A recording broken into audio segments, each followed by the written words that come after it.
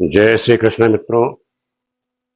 Shiv Shakti astrology और ज्योतिष भाई सुनील में ये हमारे दो चैनल चल रहे हैं।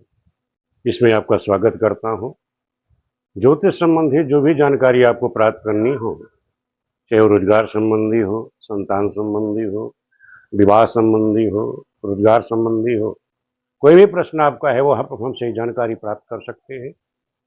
मोबाइल नंबर हमारा चलता ही रहता है वीडियो पर। और उसके बाद जो आप ज्योतिष संबंधी कोई भी जानकारी जो सीखना चाहते हैं, चाहे ज्योतिष गणना है, कुंडली बनाना है, वर्ग साधन करना है, जय ग्रह ग्रह गोचर संबंधी है, वर्षफल बनाना है, प्रश्न प्रकरण है, विवाह संबंधी प्रश्न है, यानी चाहे वो गणना हो या मुहूर्त विचारना सीखना हो, तो ये जो भी चीज़ आपको सीखनी है ज्योतिष संबंधी संपूर्ण जानकारी, आप हमारे साथ जुड़ें, मैं आपको सिखाऊंगा। तो कोई भी चीज़ है आप हमसे सीख सकते हैं। ज्योतिष संबंधी मैं आपको संपूर्ण जानकारी दूंगा। आप हमारे चैनल से जुड़ें, उसको लाइक करें, सब्सक्राइब करें और हमारे साथ जुड़िए। मैं आपको ज्योतिष संबंधी संपूर्ण जानकारी आप लोगों ने देखा होगा, बहुत से विद्वान लोग आपसे चर्चा करते हैं तो विष योग के बारे में चर्चा करते हैं। तो एक तो विष योग मुहूर्त होता है, मैंने उसकी वीडियो बना दी है, उसमें ज्योतिष भाई सुनील में आपका चैनल पे चल रहा है, वो वीडियो चल रही है, उसे आप लोग देख लीजिएगा। लेकिन जन्म पत्रिका किसी के सामने आ जाए तो जन्म पत्रिका पर लोग चर्चा कर रहे हैं विष योग के बारे में कि वो अशुभकारी है। आज हम आप लोगों को यही सिखाएंगे कि किसी के कहने से आप लोग ये मत कर लेना कि किसी ने कह दिया कौआ कान ले गया, तो आप ये नहीं देखा, अपना चेक नहीं करा आपने कि वो कान लेके गया कि नहीं लेके गया, वो शुभकारी है या शुभकारी है, उसको देखना आप लोगों को आना चाहिए। आजकल बहुत सी ऐसी चीज़ें हैं जो लोग अनर्गल प्रलाप कर देते हैं, जैसे मांगलिक योग के बारे में। मांगलिक योग में ये नहीं देखेंगे मंगल उच्च का है, ग्रह का अपने घर का है, तो उसको मंगली दोष घोषित कर देंगे। काल शब्दोष के बारे में, काल शब्दोष वाले बच्चे देखो राजयोग कारक भी होते हैं। इसी तरह मंगल किसी का है, शुभ है, उच्च का है, स्वग्रही है, तो राजयोग कारक हो जाता है। लेकिन सबको एक ही डंडे से हम लोग हाँक देते हैं। वही चीज है विष योग के बारे में। तो आज हम आप लोगों को बताएंगे कि चंद्रमा और शनि की युति कुंडली में कहाँ पर हो तो शुभकारी है, कहाँ पर शुभकारी है, इसके बारे में आज चर्चा करेंगे। ये दो उदाहरण हम ले लेंगे, दो लग्न ले लेंगे, उन दो लग्नों की फिर चंद्र शनि की स्थिति के बारे में हम चर्चा करेंगे। क्योंकि ऐसा नहीं है कि आप लोगों ने देखा और कह दिया, ऐसा नहीं होना चाहिए। ऐसा आजकल विद्वान लोग कर रहे हैं, वो गलत चीज़ है। तो आप लोगों को भी ये सिखाना चाहूँगा कि आप लोग भी सीखो और जानो कि हमको कुंडली विश्लेषण करना आना चाहिए। आज हम चर्चा करेंगे विष योग के बारे में कि ये विष योग जो है जन्म पत्रिका में ये योग कारक है, यानी शुभ फल देने वाला है या अशुभ फल देने वाला है, इस पर हम विचार करेंगे। उसमें स्थिति क्या होती है, लोग कहते हैं, सभी विद्वान लोग क्या कहते हैं कि चंद्र और शनि की युति, अगर चंद्र शनि की युति जन्म पत्रिका में कहीं भी हो तो वो अशुभकारी होगी। लोग क्या कहते हैं, तो अशुभ फलदायक है, अशुभ फलदायक है, ऐसा लोग कहते हैं। ऐसा विद्वान लोग कह रहे हैं। आजकल जितनी भी देखोगे आप लोग वीडियो बन रही हैं, उसमें 50 से 60% विद्वान यही कहते थे कि चंद्र शनि की युति जन्म पत्रिका में कहीं भी हो वो अशुभ फलदायक हो जाएगी। लेकिन ऐसा नहीं होता। मैंने आप लोगों को जैसे सिखाया हुआ कई बार, कुंडली विश्लेषण करने के लिए सबसे पहले ये देखो कि कुंडली में शनि और चंद्र की स्थिति है क्या। अब जैसे हमने ये एक कुंडली ली, ये तुला लग्न की कुंडली है। अब तुला लग्न की कुंडली में हमने क्या देखा, शनि की स्थिति क्या है। अब इस कुंडली में हमने तुला लग्न की कुंडली में, अब ये आप चेक करिए कि तुला लग्न की कुंडली में यहां शनि जो है, शनि क्या है, इसमें केंद्र और त्रिकोण का स्वामी है। क्या हो गया, शनि यहां केंद्र और त्रिकोण का स्वामी है, केंद्र और त्रिकोण का स्वामी है, केंद्र त्रिकोण का वो स्वामी है। केंद्र त्रिकोण का स्वामी। और जैसे मैंने आपको बताया था पिछली वीडियो में, कई वीडियो में बताई है, उसमें आप लोगों को मैंने बार बार सिखाया है कि कोई भी ग्रह अगर वो केंद्र या त्रिकोण का स्वामी है, कोई भी ग्रह केंद्र या त्रिकोण का स्वामी है, वो राजयोग कारक हो जाता है। क्या होगा? वो राजयोग कारक होगा। तो यहां शनि क्या है? राजयोग कारक, राजयोग कारक हो जाता है। अब राजयोग कारक ग्रह हो और उसकी स्थिति राजयोग कारक ग्रह की स्थिति कहाँ हो जाए? केंद्र या त्रिकोण में बैठ जाए, तो क्या वह शुभ फल देगी? कभी नहीं, वो हमेशा शुभ फल देगी।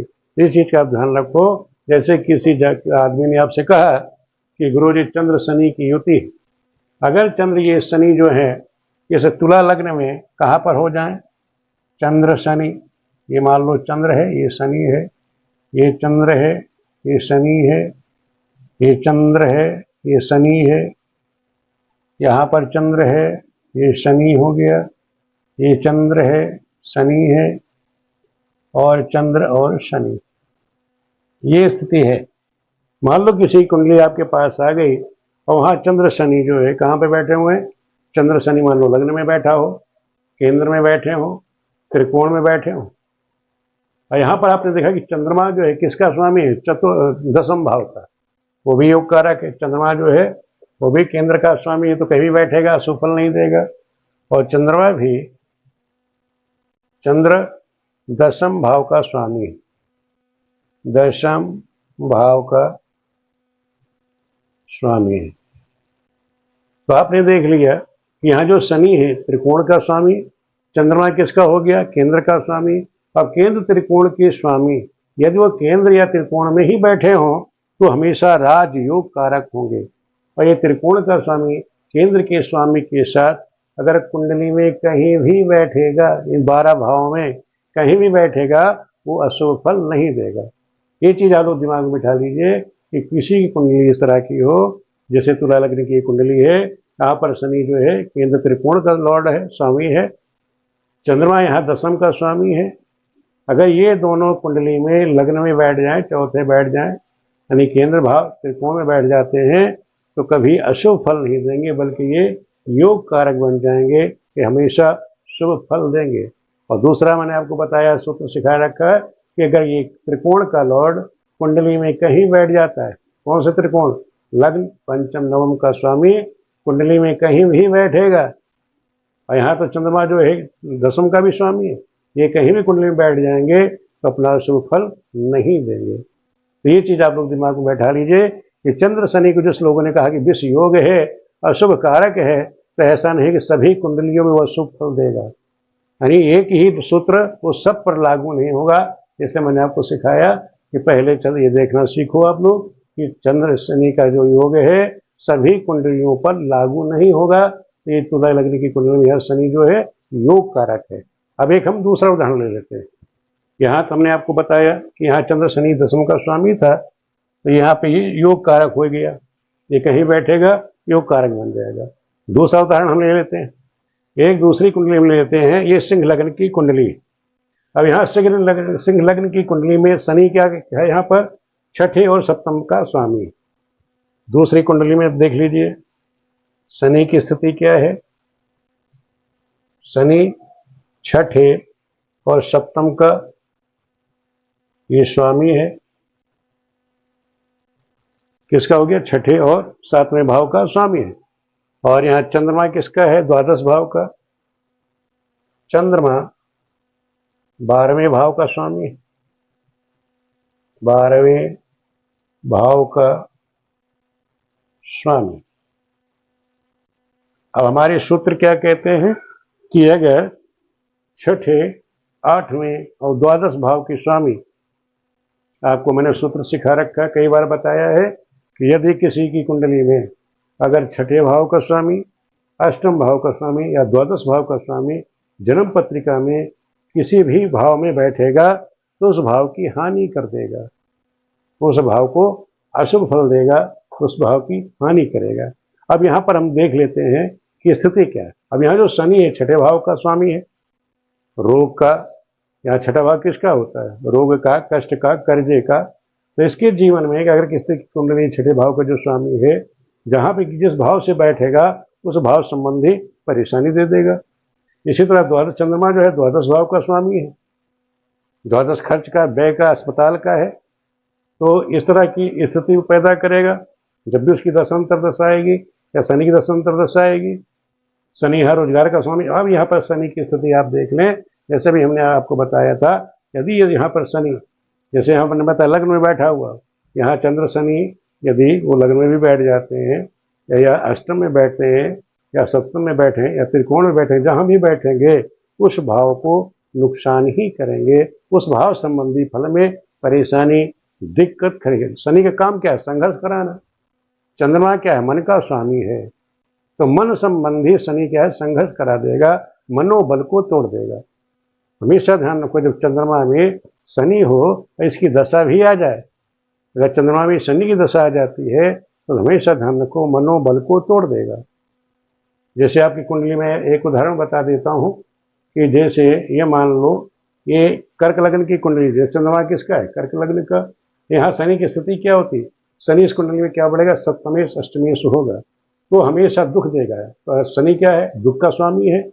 अगर कर्क लग्न की कुंडली जब शनि दुख का स्वामी है तो हमेशा ध्यान रखो कि अगर कर्क चंद्रमा की दशा हो, अंतरदशा हो, शनि हमेशा दुख देने का ही काम करेगा, अनिष्ट का ही काम करेगा।